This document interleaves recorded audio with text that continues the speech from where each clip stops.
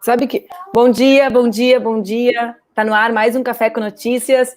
Hoje eu recebo 3 queridos amigos, 2 queridíssimas amigas, o senador Paulo Paim, que já vai voltar, né? Ele tá com um probleminha no som, e 2 amigas muito queridas. A Perpétua é líder da bancada do meu partido, PCdoB, uma deputada do Acre, lá do norte do Brasil, eu falando aqui do sul, sempre penso, né, Perpétua, essas relações que as causas comuns fazem, né?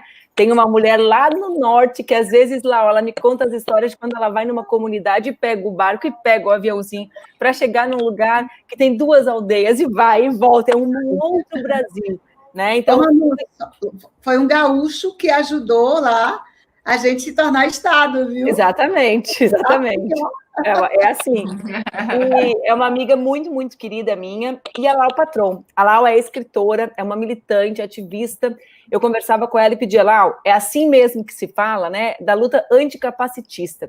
A gente vai conversar com essas 2 mulheres sobre... A nossa proposta aqui é conversar sobre as notícias. E eu quero, meninas, dizer para vocês que é uma grande alegria conversar com vocês, porque aqui a gente acaba juntando pessoas diferentes umas das outras, né? Histórias diferentes para comentar as mesmas notícias. As notícias nada mais são do que a rotina, o cotidiano do nosso país. O cotidiano do país atinge cada um de um jeito, né? Pega a Perpétua, que é deputada, que está lá lutando para incluir algo ou para resistir a algo, como resistiu essa semana a que ficou conhecida como MP da grilagem. A Lau, que é mãe, que está em casa, né, e tentando reinventar uma rotina diante da epidemia, diante do caos que a epidemia provoca nas nossas vidas. O Paim, que deve entrar daqui a pouquinho, que está no Senado, que tem uma outra vivência também parlamentar e de militância. Eu quero começar pedindo para todo mundo que está nos assistindo, quem está nos assistindo no YouTube, apertar no sininho. Eu acho horrível essa expressão, Pepa. Aperta no sininho, né? Eu já falei, cada vez que eu falo, eu acho mais esquisito, mas vamos lá. Para quem está assistindo no Face, compartilhar, para a gente poder ir subvertendo o algoritmo. O algoritmo não ajuda muito aos perfis de mulheres de esquerda, então a gente precisa que vocês nos ajudem, porque isso faz com que as outras pessoas que estão nas nossas redes recebam a notificação de que a gente já está no ar. Eu quero começar, Pepa, se tu me permite, chegou o Paim, agora será que a gente escuta? Paim, ok. Não, continua sem som, Paulo Paim. A gente até brincou que isso aqui podia ser uma espécie de vingança histórica, 3 mulheres falando e o Paim só nos ouvindo, mas a gente quer te ouvir também, Paulo Paim. Então, a gente vai ver se consegue fazer pelo telefone, porque é a primeira vez que isso acontece conosco, deve ter algum problema da própria conexão, ou algum problema do microfone. Eu vou pedir para o pessoal seguir tentando arrumar, enquanto eu começo a conversa. Pepa, eu ia te falar, eu chamo a Perpétua de Pepa, e a Laura sempre pergunta assim, que Pepa, né? Com a ilusão de que vai sair a personagem preferida dela. A Pepinha do desenho. Eu vou pedir para ti, Pepa, para começar pela Lau, para que as pessoas possam entender. Aí ela gritando, Pepa. Oi, Laura! Vou começar por ti, Pepa, é imbatível, né, Lau? Essa Xará. Oi, Xará. A outra moça se chama Laura, e o apelido dela não é Laurinha, é Lau. É outro apelido, diferente do teu. Eu queria... Já foi Laurinha, um dia ela vai ser... Já foi Laurinha também, e ela parece a Pocahontas. Eu ia achar ela linda se estivesse aqui. Mas agora veio, viu, Laura? Ó, essa é a Laura. Oi. Ixi, Maria. Bom, eu queria, Pepa, pedir licença para começar pela Lau, porque a Lau vive uma realidade, né? A gente fala sobre muitas realidades durante a epidemia. Então, a gente fala sobre as pessoas que podem fazer o isolamento, a gente fala sobre a nossa luta para que as pessoas possam fazer isolamento a partir da luta, por exemplo, Pepa, que tu ajudou a conduzir com relação à renda básica emergencial, ou seja, buscar criar condições econômicas para isso. A gente fala sobre a dificuldade das famílias conciliarem, agora no tema do adiamento do Enem, né? Conciliarem a sua rotina com a rotina dos jovens que estudam, perceber que um monte de jovens no país não conseguem estudar, porque não tem internet, porque não tem computadores em casa, e a gente não dá visibilidade nenhuma, né, Lau, para o tema das famílias que precisam se reorganizar a partir de rotinas que já são muito diferentes das rotinas das outras famílias, que são as famílias atípicas, acho que assim fala, o termo é correto? Pode ser. É que eu li que tu falou mãe atípica, daí eu fiquei pensando, acho que se a mãe pode ser atípica, a família também pode. Né? Fiquei deduzindo, porque a gente vai aprendendo na militância esses termos, né? E como a gente se posiciona. Então, eu queria um pouco... A Lau, para quem não a conhece, mas acho que muita gente das minhas redes a conhece, é autora de um livro maravilhoso, muito bonito, que chama 71 Leões. E eu agora estava preparando para entrar e me lembrei, até na internet alguém destacou esse trecho recentemente, de uma passagem do livro lá, que tu falava assim, eu já deixei de colocar a culpa na cadeira de rodas, né? E passei a perceber que a culpa, ou que o problema não é esse, e que o problema está no restante da sociedade, na cidade, na rua, nos espaços que não são adaptados para a nossa existência. De novo, né, mais uma vez, na epidemia, o espaço não é um espaço que acolhe e que reflete a realidade de milhares de famílias, né?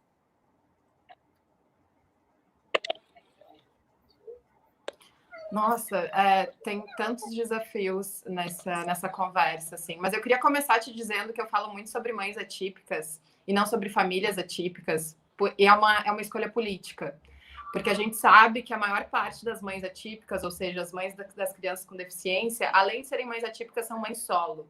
Né? No Brasil, existe uma maternidade atípica gigantesca solo. Os pais abandonam as crianças, né? A gente não tem um dado das crianças com deficiência concreto, mas a gente tem um dado das crianças que têm doenças raras, que é o caso do meu filho, 78% dos pais abandonam. Então, as mães ficam responsáveis por tudo, inclusive pela parte financeira. E aí, imagina, no momento de pandemia, a gente tem que pensar como essas mulheres estão se virando, né? A gente sabe também, por exemplo, o número no Brasil de pessoas que se autodeclaram pessoa com deficiência é 24%. É um número gigantesco. E a gente sabe por cruzamento de informações que a maioria dessas pessoas são pobres, né? E também não estão acessando as políticas públicas, que ainda acessam muito poucas das pessoas que precisam. Então, assim, quando eu penso nessa mãe que é solo, que é atípica, que está no momento de isolamento, que precisa sustentar essa criança e essa família, é um lugar, né? Eu falava que antes da pandemia é um mistério como essa mulher trabalha. Agora é cruel, é uma crueldade gigantesca, assim, né? O que essa mulher está passando. Então, eu falo muito de mães atípicas por causa disso. E muitos pais reclamam, mas eu existo. Eu falei, mas existe pouco ainda. Então, assim, quando equilibrar um pouco mais, eu começo a falar em famílias. Por enquanto, eu vou falar de mães. Eu acho, Manu, que a gente está vivendo um momento de desafios gerais, né? Eu tenho falado muito que o corona é uma lupa, na verdade, que só amplificou tudo que a gente já tinha de disfuncional, de injusto, de violento. Mas para as famílias atípicas, a gente está vivendo alguns pontos bem nossos, assim, né? De medos, de insegurança, de retirada de algumas coisas que a gente tinha conquistado que são muito frágeis, assim. Muito frágeis ainda. Então, a gente está vendo, por exemplo, rolar uma escolha de Sofia, a gente tem chamado dessa forma. Quando começou a pandemia, quando começou o isolamento aqui no Brasil, a gente já estava vendo nos Estados Unidos algumas denúncias de pessoas com deficiência sendo preteridas na hora que falta tratamento ou recurso nos hospitais, e aí vão escolher quem vai receber. E a gente começou a levantar isso lá no começo da pandemia, agora a gente está vendo protocolos oficiais aqui no Brasil de associações médicas que estão colocando critérios para quem recebe tratamento, se faltar. Né? E os filhos de vocês estão fora, né? Nesses critérios, um deles é capacidade. E aí, capacidade, o que é capacidade nessa sociedade que coloca o valor da pessoa, do indivíduo, na sua capacidade produtiva e não na sua subjetividade? Então, esse termo capacidade nos coloca num lugar muito perigoso, muito tenso, assim, né? Então, as famílias estão assim, meu filho não pode parar no hospital agora. Porque se tiver uma criança que, por preconceito, que a gente chama de capacitismo, é vista como uma criança não saudável, não normal, é uma subcriança, né? Ao lado de uma criança que é vista como perfeita, como saudável, quem vai ser escolhida na hora de receber o respirador? Então, a gente está correndo esse nível de risco, né? E aí, claro, quando tu vai para camadas ainda... quando tu pensa em privilégio, vai para camadas que estão mais desprivilegiadas, isso é ainda mais brutal. Né? Então, a gente está vivendo isso, a gente está vivendo a tensão com planos de saúde, que nossos filhos precisam continuar tendo atendimento, mas os planos de saúde não querem pagar o teleatendimento. Então, isso a Sâmia Bonfim e a Andrea Werner agora protocolaram uma coisa, batalhando essa briga com os planos de saúde, que não querem arcar com essa despesa num momento tão delicado, né, que todo mundo está tendo que se adaptar. E a gente tem a questão de mercado de trabalho, assim, que é muito frágil ainda para a pessoa com deficiência. A gente tem 1% das pessoas com deficiência empregadas formalmente no país. Nossa. 1%, né? E aí também estamos vendo um afrouxamento, porque assim, as pessoas com deficiência estão entrando por cotas, né? Por cotas para tentar reparar esse lugar do preconceito e do entendimento da não capacidade dessas pessoas. E as pessoas entram por cota, 1%. E aí, nesse momento de pandemia, a fiscalização afrouxa muito. E as empresas também estão vindo com um discurso de demissão por meritocracia, por excelência. E esse também é um discurso que a gente sabe onde vai bater. Então, a sensação com as famílias atípicas é que estamos sendo violentados por muitos lados ao mesmo tempo, né? A gente não está conseguindo acessar a saúde, a gente tem medo de ser preterido no momento de, assim, limite da vida. A gente está sendo retirado de emprego, então tanto as mães atípicas quanto a pessoa com deficiência são pessoas muito frágeis no mercado. E aí, assim, no ativismo a gente está assim, para onde a gente olha primeiro, do que a gente dá conta primeiro. Pepa, eu estava ouvindo a Lau, né? Essa realidade que ela coloca de por que mães atípicas, achei ótimo tu começar por isso, né, Lau? E da pressão permanente dos planos de saúde para não reconhecer a especificidade e arcar com a despesa da realidade objetiva, né? Não da realidade que a gente queria viver, que tu queria viver, que as outras mães queriam viver. A gente, nesse último período da epidemia, dentro do Congresso Nacional, acho que foi a primeira vez que se reconheceu a existência de mãe solo, né? Que se escreveu isso na lei. Eu não sei de outra vez que teve esse reconhecimento, não me lembro, né? Eu lembro assim, eu fiquei lá bastante tempo, a minha bancada lá, nós sempre fomos metade mulheres, então assim, sempre foi um assunto normal entre nós, mulheres de todo o norte, nordeste, etc. Mesmo assim, né? Dentre essas mães atípicas que a Lau está falando, uma grande parte deve se incluir na renda básica emergencial, né? Porque eu fico imaginando que muitas têm MEI, porque tu perguntou, né? Como é que vão trabalhar? É verdade, quer dizer, eu convivo com mãe solo, com crianças que não são atípicas, e já não sei como é que, por exemplo, uma irmã minha que é professora e que é mãe solo, eu não sei como é que ela dá conta, porque a escola começa na mesma hora que ela tem que pegar a sala de aula, quer dizer, é um quebra-cabeça que não monta, as peças não fecham. Né, que todos os dias a pessoa fica tentando fechar e fazer um desenho daquilo ali que não tá ok. E essa semana passada, Pepa, eu conversei Perpétua, vou chamar de Perpétua, porque senão vai todo mundo ficar procurando a Pepa na internet, depois é Perpétua Almeida, deputada Perpétua Almeida, né? Ela não tá usando o nome artístico de Pepa, gente. Eu falei com a Tereza Campelo, que foi nossa ministra de Desenvolvimento Social, né, a ministra do Bolsa Família, e ela dizia assim, a gente tem que parar de achar que é erro do governo e precisa compreender que a renda básica emergencial não está sendo paga e não está sendo paga para essas mulheres por sabotagem. E eu sei que, acho que foi ontem, vocês receberam o presidente da Caixa, não foi? Ou vão receber? A comissão mista recebeu e nós estamos para recebê-lo na Câmara numa outra comissão. Porque, na verdade, Pepa, bem, qual é a nossa urgência, né? Como consegue fazer com que o que já foi uma luta para a oposição aprovar, com que aquilo que a oposição aprovou vire regra, né? Vire pagamento, porque é para sair o segundo mês, milhões não conseguiram o primeiro. Como que a gente...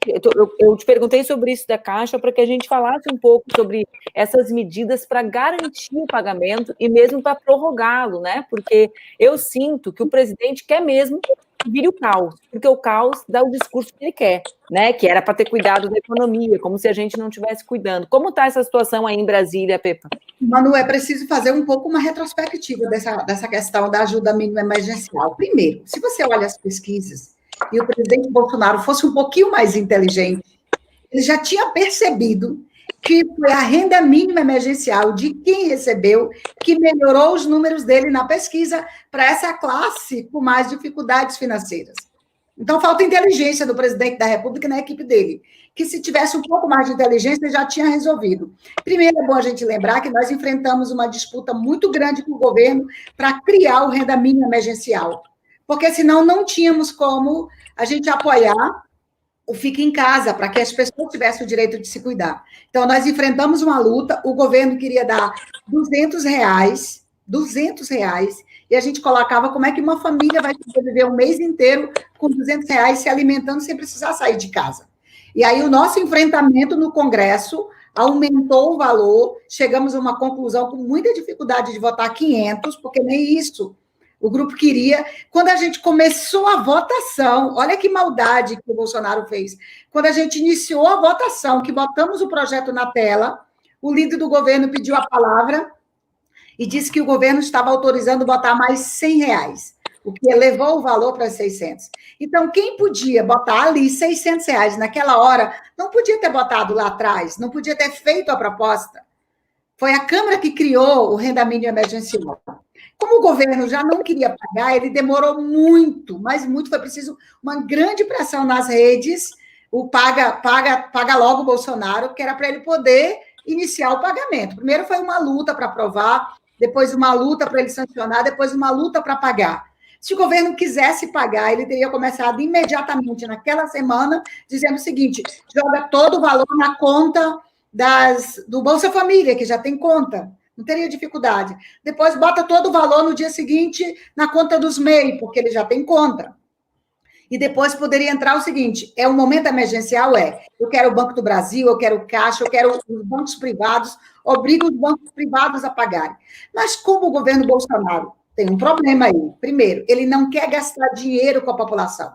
Nós achamos que isso é investimento para as pessoas se cuidarem, ficarem melhor e depois enfrentarem o trabalho. O governo Bolsonaro não quer isso porque, como a Manu falou, ele quer o caos. Segundo, ele não quer tirar dinheiro, porque ele acha na cabeça dele que a economia vai se enfraquecer quando o governo começa a gastar. Então, é um negócio que dá um nó na cabeça da gente que parece burrice até. Parece burrice. Eu queria fazer um paralelo com essa coisa da renda emergencial, porque acho que pouca gente pensa sobre isso, mas as pessoas com deficiência, as famílias, elas já vivem em estado de isolamento social sem pandemia. Né? Quando a gente pensa num jovem ou numa criança com deficiência mais severa, essa criança, ainda mais se vive na periferia, ela tem muito pouca mobilidade, ela tem muito pouco acesso, ela normalmente fica em casa. Né? E aí essa mãe, que é solo, que talvez até tenha outros filhos, ela também fica em casa. Então, a gente já vive um isolamento social quando a gente pensa nas pessoas com deficiência, ainda mais não privilegiadas, ainda mais que vivem em periferia. E aí a gente tem um auxílio que é possível para essas pessoas, que é o BPC, que é o benefício de prestação continuada, que é um auxílio de um salário mínimo para essa mãe, só que para ela receber esse salário mínimo, ela basicamente não pode ter outra renda. Então, assim, a gente já vive essa situação de estar preso dentro de casa, não poder ter outra forma de renda e já depender de um salário mínimo apenas para sustentar uma família que muitas vezes não tem só essa criança com deficiência, tem outras crianças, tem outros filhos. A gente tem feito esse paralelo, assim, como várias famílias estão vivendo agora, o que muitas famílias com deficiência vivem há sempre, né? Sempre viveram, assim, essa situação de isolamento, de dependência de um benefício que não é pago, que é retirado pelo governo pelas coisas mais injustas, assim, e é isso, assim, uma política pública que não funciona, né? Lau, é teu aquele texto, ou é de alguém? Agora me ocorreu um texto que circulou pela internet sobre a gente estar vivendo a realidade mais próxima da de vocês? Né? Alguém escreveu esse texto, né? Sobre saiba como a gente viveu a vida inteira, né? Perceba como é a nossa vida. Não fui eu que escrevi. Não, se não eu vi esse texto, agora não me lembro quem escreveu. Mas é bem sobre isso, assim, é bem sobre isso. A gente vive uma realidade muito parecida para muitas de nós, o isolamento não mudou nada. Isso é muito triste pensar, né? E talvez seja um momento que a gente consiga fazer outras pessoas refletirem sobre isso, porque as pessoas estão em pânico vivendo esse isolamento, financeiramente, emocionalmente, e a gente vive isso sempre, né? E quando eu falo a gente, eu estou falando de uma perspectiva coletiva, porque eu sou uma mulher privilegiada que tem uma outra condição, eu tenho rede, eu consigo trabalhar, enfim, eu tenho uma outra condição. Mas, assim, a maioria das mães atípicas, a maioria das famílias que têm uma criança com deficiência vive isso no Brasil. Essa é a realidade da pessoa com deficiência no Brasil. Então, esse é um momento que a gente consegue fazer esse paralelo e talvez trazer um olhar mais humano para essa realidade de outras pessoas, né? Que a gente vem pedindo por apoio e não vem achando esse apoio, não vem encontrando isso. Perpétua, quando eu estava apresentando tu e a Lau lá no início, né, a Lau estava resgatando as suas raízes Paulo Paim. Será que agora a gente escuta essa voz de luta? Não, meu Deus do céu. É sabotagem, Paim. Sim, fala aí, Paim. Não, é sabotagem, Perpétua. A gente está fazendo aquilo que a gente falou que ia fazer de brincadeira sem querer. Né? Falamos, e ele só nos escuta. Não é nem que ele não consegue falar, ele nos escuta. É um horror, Paim. É um horror. É a nossa vida, Paim. Todos os dias com os homens. Né, lá? Paim, a gente não quer ter um companheiro nosso de luta. A gente não quer, a gente quer que funcione. Eu tô aqui, ó, Paim, tô aqui. Às vezes eu olho para baixo, meninas, quando vocês estão falando, é porque eu tô aqui falando com a Luísa para falar com o Matheus, que é o assessor dele, que está tentando resolver. Enquanto resolve... Não está dando certo de nenhum jeito. Enquanto eu estou aqui tratando, Paim, eu vou jogar uma pergunta para a Perpétua, que tem...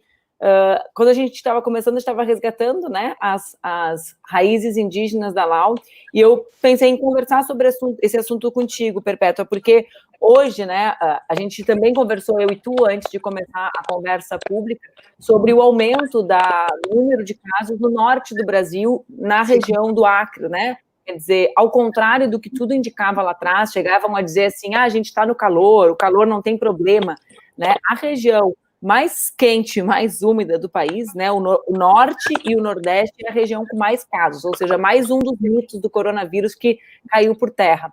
E essa região é uma região marcada pela forte presença indígena, né?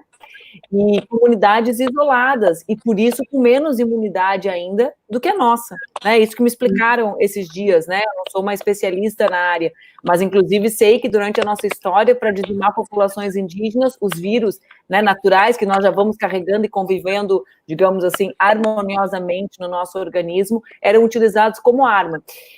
Qual é a situação do norte do Brasil e dessas comunidades, Perpétua, eu fico imaginando, né, Lau, se a renda básica emergencial não chega em Porto Alegre, né, para as famílias aqui da Restinga, da Vila Cruzeiro, imagina numa aldeia indígena lá, às vezes a Perpétua viaja dias para chegar no Acre. Como que está se dando isso? Qual é o olhar do governo que destruiu as estruturas de atenção, de cuidado, de proteção nessa região do país?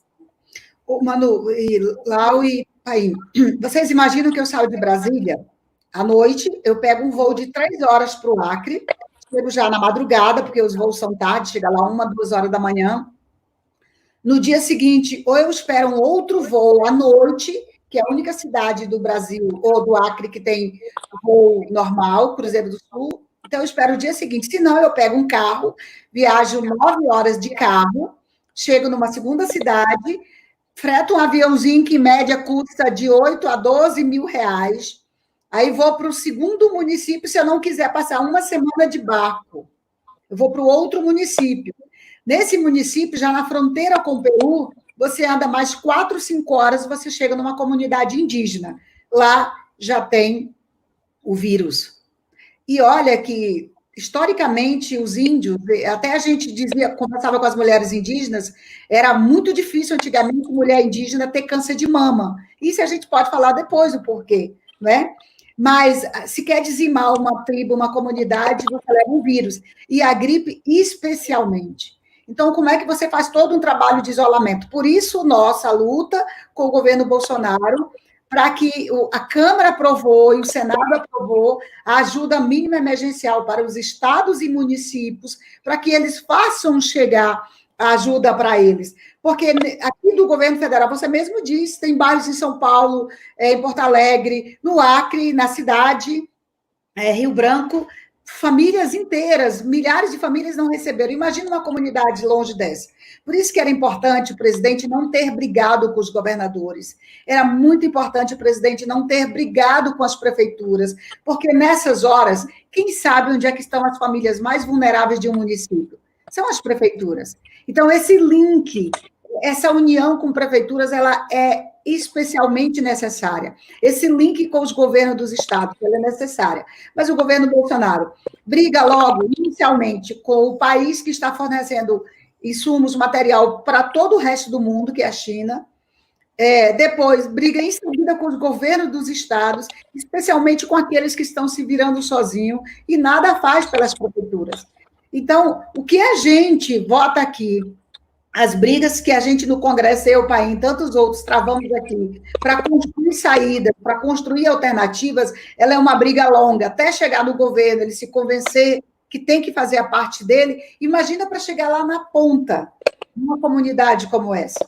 A gente está numa briga agora na Câmara para ver se na terça-feira a gente vota o projeto emergencial para os povos indígenas. A deputada Joênia, que é uma deputada, é a primeira índia, depois de anos e anos, o movimento elegeu uma índia deputada federal, e ela está nessa luta, e a gente apoiando, porque ela é sozinha, então nós é que temos que ajudá-la. Então, na terça-feira, a Câmara faz a discussão acerca do projeto de apoio aos povos indígenas durante a quarentena.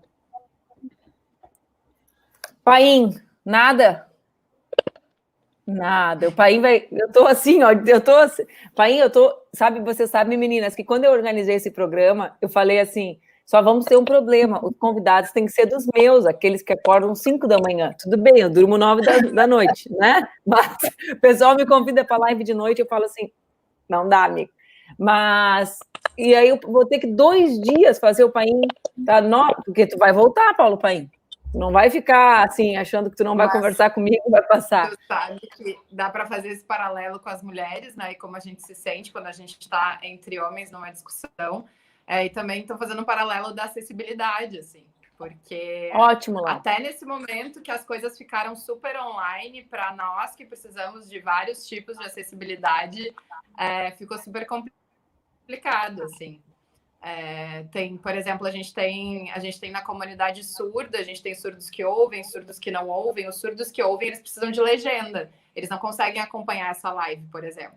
Então, até isso, agora, vendo o Paulo, eu fiquei pensando em acessibilidade também, né? Que é uma coisa que a gente pensa super pouco e que também, nesse momento, eu tenho um projeto de lives também para conversar com mulheres. E fui super questionada, assim, tá, mas a gente precisa de legenda, mas a gente precisa de Libras, mas a gente precisa e a gente não pensa nessas coisas, né? A gente sempre... aqui até pensa, lá, mas tecnicamente a gente não tem como colocar legenda, né? Sim. E a gente não conseguiu, eu tô até buscando, porque é constrangedor buscar trabalho voluntário, porque como eu não tenho mandato, não tenho estrutura, né? Então, com o volume de lives que eu faço, eu tenho até vergonha de pedir para alguém ser voluntário, porque às vezes as pessoas se oferecem, né? Sim, mas eu fico 12 horas, às vezes, por dia no ar, e eu acho que é um erro grave, assim. Só que a gente, enfim, tu está certíssima, né? É um espaço que a gente acaba nunca conseguindo contemplar, né? É maluco isso, a forma como, por exemplo, os aplicativos todos que fazem as lives, eles não nos permitem colocar legenda. E quando eles colocam, né? E quando eles colocam, é horroroso. É tão básico. Agora o Facebook está colocando, tá? Quando a gente faz live direto no Facebook, tem uma ferramenta que tu consegue colocar. Mas ainda assim, no Instagram tu não consegue. É tão básica, parece tão banal, né? Tão fácil para essas super players e empresas fazerem uma solução. Mas de novo, esse não lugar, assim, né? E disso que trata muito o capacitismo. Tu imagina que o Facebook, que é a rede mais popular ainda, agora que está começando isso. Então, nada é pensado para aquilo que não está dentro do padrão do que eles se consideram normalidade. Tem um padrão. Por isso, esse nível de dificuldades. O que a gente sente é um grande não, assim, né? Tipo, vocês não pertencem. Então, isso. Não faremos nenhum movimento para que vocês pertençam.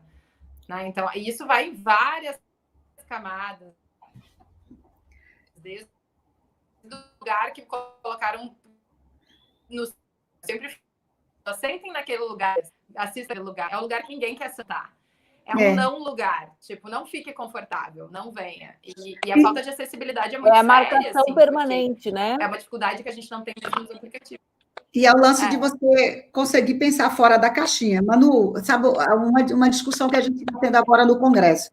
O Ministério da Educação só consegue pensar que todos os brasileiros, todos os jovens, todos os estudantes têm acesso a um computador, como nós estamos aqui agora, têm acesso à internet, por isso eles não aceitam discutir, por exemplo, o adiamento do Enem. Então, é você achar que todo mundo está na mesma condição de você. E isso não faz o menor sentido. Eu estava olhando, a Folha de São Paulo hoje está trazendo, salvo engano, 43% dos jovens da grande São Paulo Então, nós estamos falando de São Paulo, gente. 43% apenas estão com acesso para estudar com a internet. Como é que tu vai fazer Enem com essa juventude? Mais de 60%, ou quase 60%, não tem acesso. É preciso você ter esse outro olhar. E nós estamos numa disputa, numa briga com o governo para adiar o Enem. A deputada Alice Portugal, do PCdoB, foi a primeira a apresentar um PDL para adiamento do Enem. Aí depois o governo não quis votar o PDL, porque disse que as regras não são aquelas. Ontem corremos, ela apresentou um outro projeto, já pedimos apoio dos líderes, porque a gente não pode deixar esse tema morrer. Porque senão metade dos jovens brasileiros não vão ter o mesmo acesso que a outra metade. Então, é justo você olhar todo mundo igual. É uma perversidade, eu não consigo acreditar que isso é ignorância, assim. É uma perversidade, é uma outra forma de selecionar, de excluir, né? Porque, não, assim, é básica a informação, né? Todo mundo sabe que isso não vai acessar todos os jovens, né? Então, de novo, é uma perversidade, assim. É um olhar sobre o país, né, Perpétua? E, Lau, eu sempre me concentro, assim, para nunca esquecer que esse é o projeto político deles, porque às vezes a gente dorme e acorda, é tanto surrealismo. Hoje são 749 mortes no país, né, que datam de ontem. E, às vezes, a gente acha que é casual o horror, né, é casual o jet ski, é casual o resultado do exame dar negativo, cheio de irregularidade dentro, do ponto de vista técnico. Depois de tanto tempo. Sabe o que aconteceu, Perpétua? Jean me lembrou ontem que, quando eu fui testemunha dele no Conselho de Ética da Câmara, dele, Jean, no caso Jean versus Bolsonaro, que até isso já teve na minha vida, o Bolsonaro apresentou uma fita fraudada sobre o momento da confusão no plenário. E depois a Polícia Civil do Distrito Federal comprovou que tinha sido fraudada. A perícia da polícia confirmou que tinha sido fraudada, né? E tanto que o Jean foi absolvido, né? E restou essa fraude, digamos assim, no processo da Comissão de Ética na Câmara. Então, como disse o Jean, quem fraudou uma vez, eu não tenho garantia de que não fraude a segunda, né? Aliás, aprendi esse raciocínio com essa turma, né? Que acha que quem comete um erro vai cometer para sempre. Como ele cometeu a fraude já, eu tenho todos os indicadores, digamos assim, para acreditar que ele cometeria outra vez. Mas o que eu dizer para vocês é que a gente tem que se concentrar muitíssimo para lembrar que esse é o projeto deles, né, Lau? É o projeto que acha que os jovens são diferentes mesmo, que é quase natural. Nasceu assim, né? Nasceu pobre, não tem internet, o que eu posso fazer? O Enem não pode parar, né? Não tem capacidade, não pode viver, né? O que eu posso fazer, como ele fala, né? Imagina que quando eles colocam apenas a Caixa Econômica como banco principal único, e quando eles colocam como principal forma de você ter acesso a uma plataforma, é um programa, e os municípios, acho que tem pelo menos 2.000 municípios no Brasil que não tem banco. Eu não estou falando nem de internet, gente, estou falando de banco. Como é que as pessoas vão ter acesso? Como é que as pessoas vão receber? Então, não dá para pensar o Brasil, eu sempre disse isso, eu sempre comprei essa briga de que é preciso você olhar para o Brasil, eu gostava de dizer, é preciso amazonizar o Brasil, porque aí eu pego uma referência como a Amazônia, a região com o maior número de floresta, com o maior número de comunidades rurais, com o maior número de rios. Quando eu brigava no Congresso para a gente ter um programa de limpeza de rios, todo mundo me olhava assustado. Sim, limpeza de rios. Gente, na grande Amazônia, com mais de 12 milhões de habitantes, as principais estradas são os rios. É preciso você botar um malote de dinheiro dentro de um barco, você andar aí uma semana para chegar numa comunidade, ou você, a cada vez que precisar ir lá, você gastar em média de 14 mil reais para você ir e voltar num frete de avião. Olha a realidade do Brasil, é esse. É muito diversa, né, Lau? É esse não olhar, né? O Brasil ainda se pensa como o Sudeste, né? O Sudeste e Sul, assim, quando dá uma espichadinha é para o Sul, né? Um pouco Centro-Oeste, assim, digamos, é esse olhar.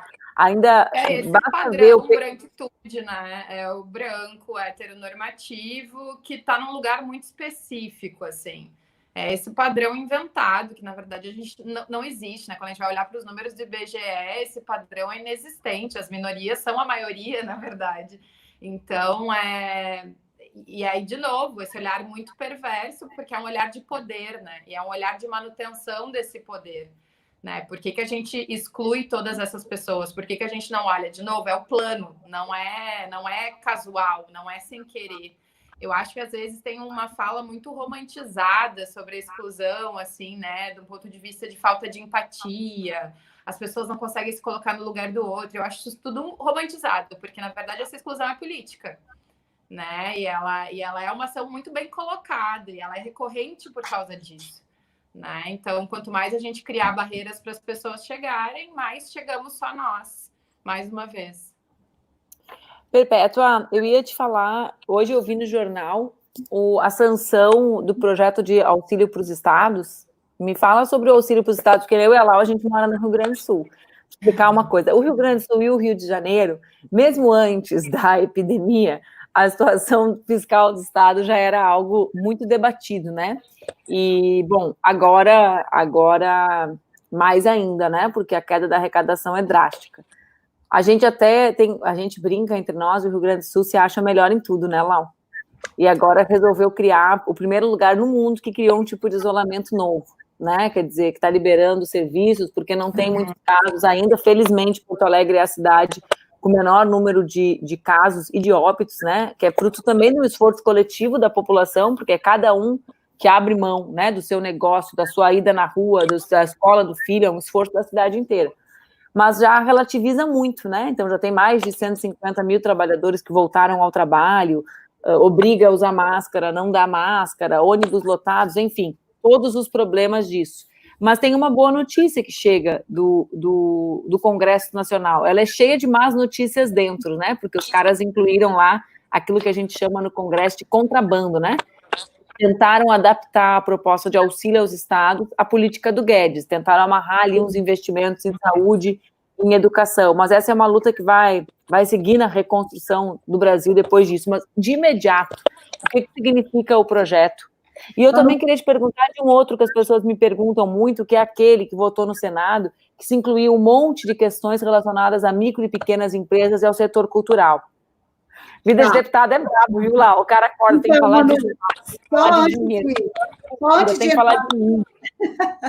Só antes de entrar nesse, lembrar, porque tu acabou de falar, tu começou a falar de que o isolamento ele está diminuindo nos estados, inclusive incentivado pelo governo federal. Imagina que o presidente Bolsonaro criou um decreto, baixou um decreto, colocando outras profissões como emergenciais, como manicure, por exemplo. E outras, né? Treinadores de esporte. E aí eu coloco... Por que eu coloco isso? Eu coloco porque essas profissões estão no projeto que nós aprovamos, com direito a receber a renda mínima emergencial. Então, essas pessoas podem receber até R$ 1.200 por mês. Elas têm o direito. E o governo Bolsonaro, como não quer pagar, não viabilizou esse pagamento, o que ele fez? Já baixou um decreto autorizando todo mundo a trabalhar. É claro que isso vai depender dos estados e municípios. Então, quando a gente disse agora há pouco, não é só falta de cuidado, não é só desinformação, é maldade mesmo. É não querer fazer. Porque se as pessoas têm a oportunidade de receber até R$ 1.200 para poder se proteger, para ficar em casa, elas vão ficar, mas o governo não paga. E aí, o Bolsonaro, pegando nisso, o Bolsonaro recebeu os empresários, o que ele fez? Ele foi lá para o Supremo, atravessou a rua, foi para o Supremo, para ouvir o quê? O presidente do Supremo e dizer, presidente, está na sua mão, faça. Está no seu poder de decisão. Aliás, não são os estados e municípios e empresários que, como diz no popular, podem fazer dinheiro, não. A União pode fazer dinheiro, o governo federal pode fazer dinheiro. Então, é o seguinte, Manu, nós votamos, tinha um plano Mansueto na Câmara, já há um bom tempo, acho que desde o início do ano passado, que era, tipo, você emprestava dinheiro para os estados e municípios, mas, em compensação, eles tinham que privatizar o sistema de água e de esgoto, eles tinham que privatizar a saúde, imagina, a saúde, que os países onde os presidentes assumiram de frente a saúde, chamaram para si essa responsabilidade, eles praticamente estatizaram, entraram nos hospitais privados, tudo sob o controle do Estado. Então, tu imagina, mas no Brasil, você empresta dinheiro para os estados, mas você tem que privatizar a saúde, água, esgoto, você tem que reduzir o número de servidores públicos, portanto, você vai reduzir o número de atendimentos à população, porque só pobre precisa de servidor público. Então, esse mesmo projeto, o Guedes queria aprovar agora, depois da pandemia, para poder ajudar estados e municípios. Então, foi mais uma luta, foi mais uma briga para se conseguir com que os estados tivessem a recomposição do FPE e do FPM. A recomposição é aquela arrecadação que você tem em cada estado e município, você tem direito a isso, e se fosse repassar agora, praticamente estaria reduzido a metade. Como é que você compra respirador, como é que você compra UTI se o governo federal não está mandando nada? Então, aprovamos inicialmente para que essa recomposição fosse feita, o governo pagasse o dinheiro, mandasse o dinheiro dos estados e municípios referente ao ano anterior, aquele mês. E aí, o outro reforço da ajuda é porque você tem direito a empréstimos, a ter acesso a recursos, o governo federal manda recursos, e você não precisa, nesse primeiro momento, pelo menos, fazer esse número de demissões. Proíbe alguns reajustes. E nós impedimos que proibisse, por exemplo, reajuste de quem está no enfrentamento da pandemia. Porque eles precisam de recursos, não é nem reajuste, eles precisam receber diárias, horas extras e tudo mais.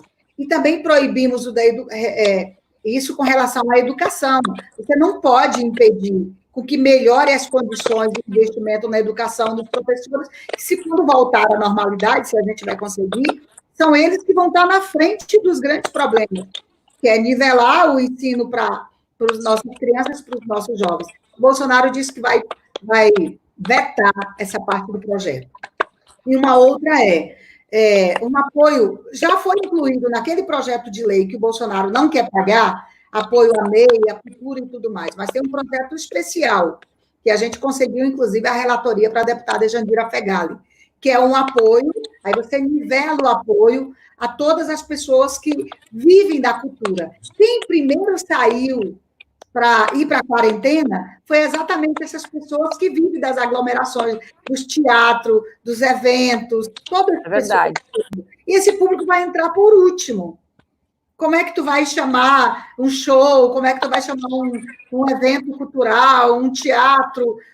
Vai montar a tua lona de circo ou a tua rodada de capoeira se tu não pode reunir pessoas?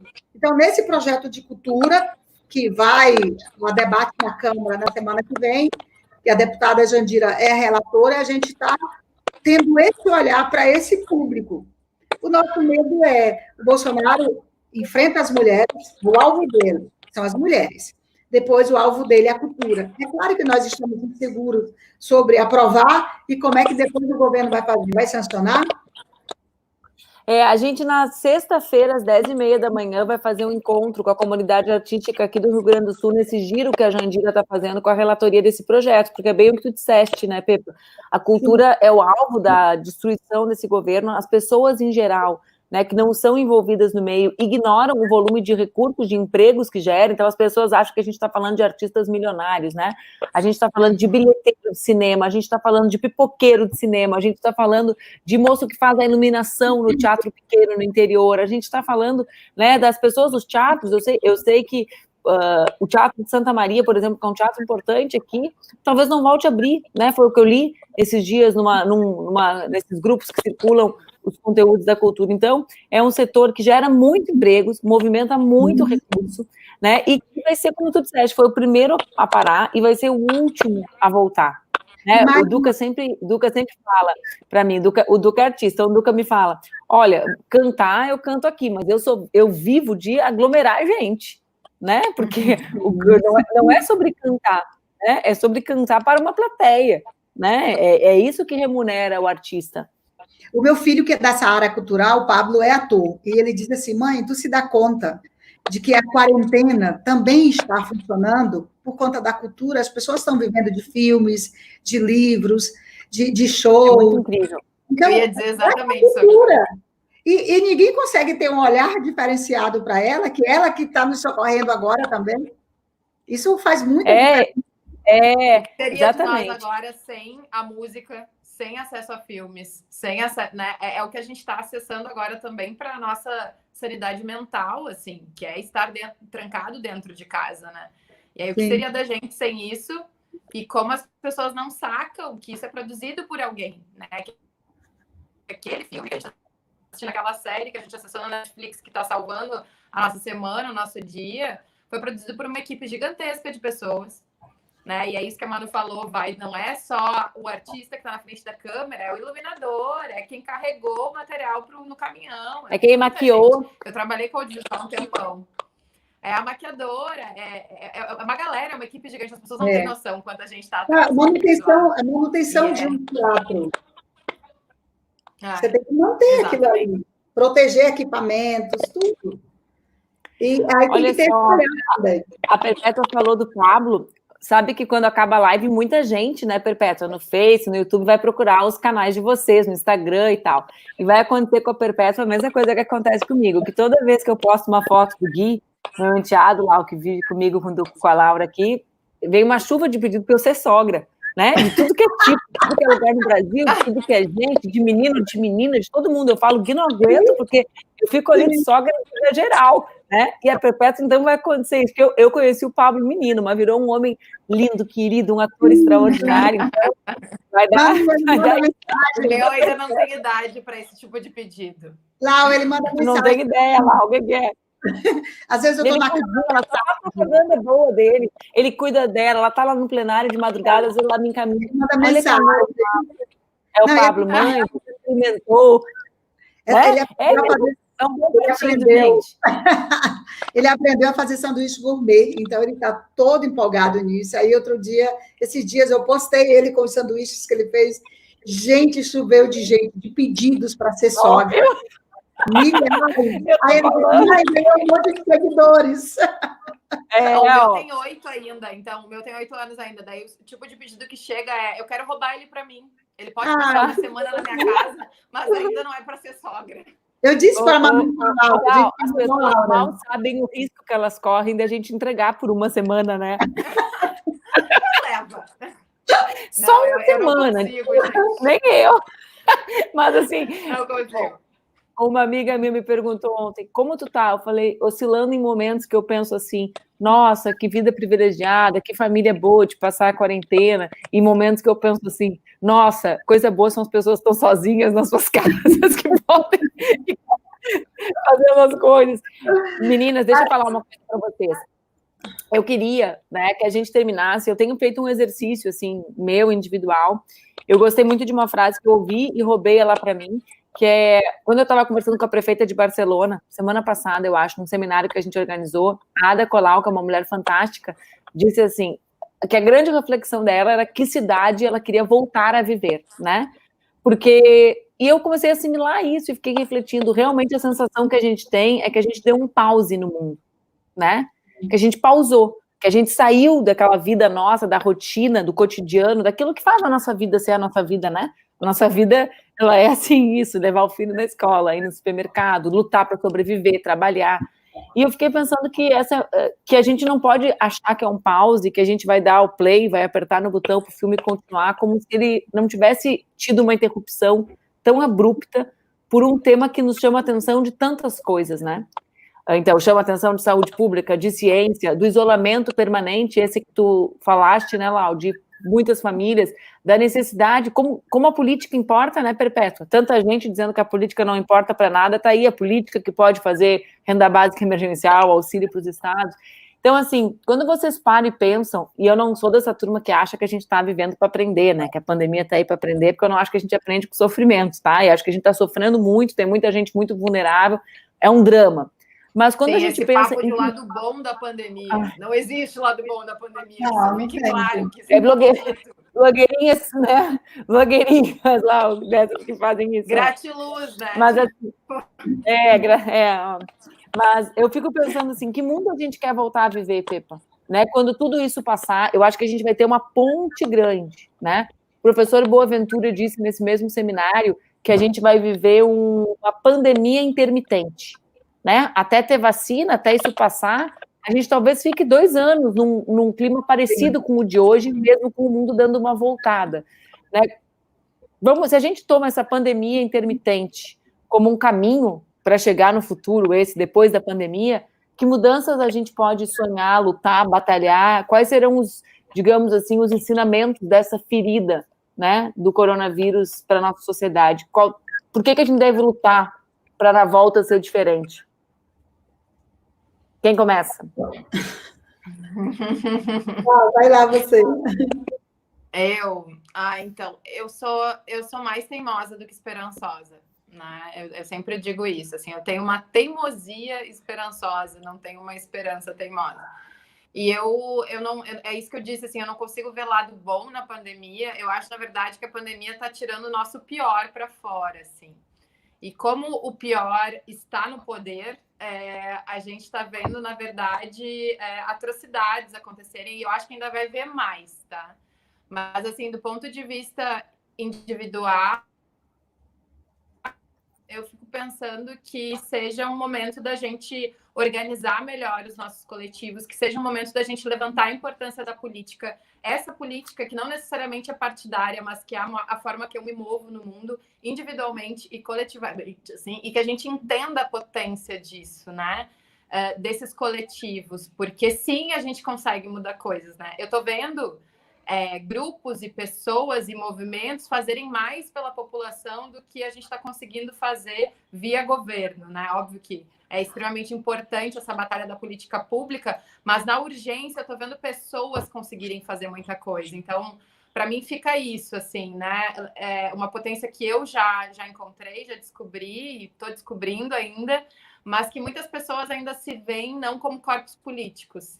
E é isso que tu falou antes, que tudo é política, é tão importante que a gente chegue nesse entendimento. Talvez esse entendimento nos leve para outro lugar. Um lugar que a gente consiga construir outras coisas, um lugar que mais pessoas coloquem a sua voz nessa roda coletiva e que a gente consiga combater algumas coisas, né? Que hoje, infelizmente, muita gente se retira desse lugar. Né, não quer participar, acha que não é para ela, ou acha que saco, tudo é política, não quero falar sobre isso, as pessoas ainda se retiram da conversa. Então eu fico pensando que talvez seja um momento das pessoas entenderem que elas fazem parte e precisam fazer. Epa. Manu, eu sou daquelas que eu acredito que nada é por acaso, nem nas nossas vidas e nem no planeta. Nada é por acaso. É como se o planeta estivesse precisando vivenciar esse momento. E acho assim, cada um dá aquilo que tem. Quem tem coisas boas, vai dar coisas boas. Quem tem coisas ruins, vai dar coisas ruins. Quando eu olho para o presidente Bolsonaro, eu olho e digo, meu Deus, é como se eu já soubesse o que vai sair daí. Porque só sai notícias ruins, só sai comentários ruins, só sai ataques. Então, mais uma coisa, eu acho que esse pós-pandemia pode nos ajudar a partir do que a gente está vivenciando. Eu assisti a maioria dos economistas do país, com quem nós, da esquerda, especialmente, sempre tivemos um enfrentamento, de que é preciso você ter um olhar para as populações vulneráveis, é preciso você ter uma renda mínima para as pessoas sobreviverem, e eles defenderem isso. Eu fico imaginando que isso é uma pontinha de uma luta que não pode parar mais, que você tem que seguir com ela, que é para as pessoas poderem começar a melhorar. Por exemplo, você está levantando um debate agora no país sobre essa questão da internet, a universalização da internet. Por mais que o Brasil tenha um satélite lá em cima, que não se faz a conexão aqui com o que a gente precisa. Tem lá, a presidenta Dilma deixou o primeiro satélite geoestacionário, está em órbita, foi Dilma que deixou. Mas a internet não chega nas pessoas. Mas isso é um debate que vai se manter daqui para frente sobre a universalização das necessidades das pessoas. Então, tipo assim, esperanciemos, tenhamos esperança, mas lutemos.